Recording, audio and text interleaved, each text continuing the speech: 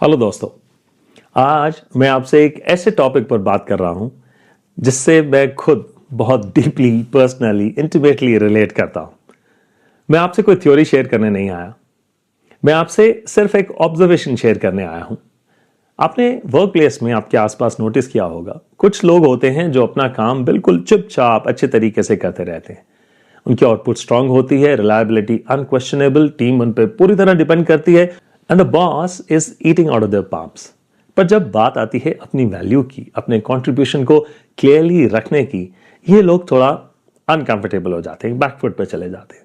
Not because they don't know their words, पर इसलिए क्योंकि उन्होंने अपने आप को इस रोल में कभी इमेजिन ही नहीं किया होता।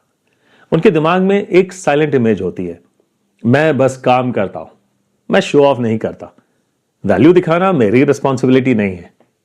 और बिना रियलाइज किए ये इमेज धीरे धीरे उनके डिसीजंस, उनके रिएक्शंस और यहां तक कि उनकी लिमिट्स को भी डिफाइन करने लगती है।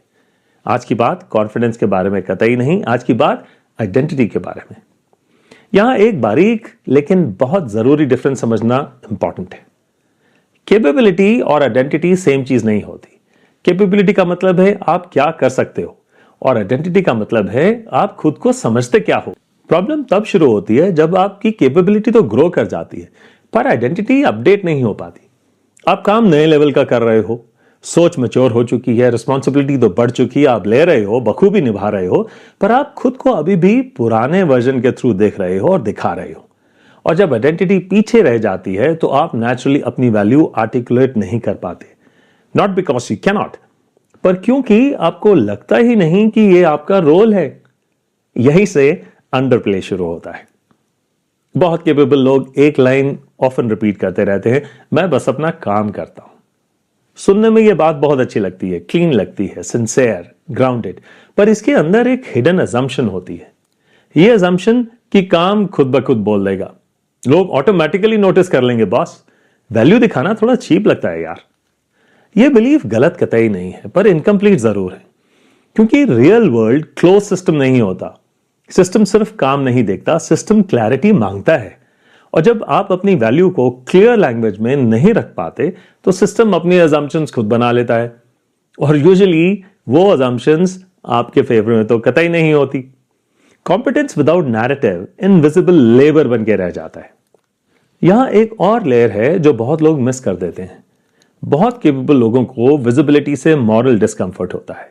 उन्हें लगता है अगर मैं बोला तो एरोगेंट लगूंगा, अगर मैंने क्लेम किया तो अपॉर्चुनिस्ट लगूंगा, अगर मैंने अपनी वैल्यू रखी तो लोग मुझे गलत समझ बैठेंगे।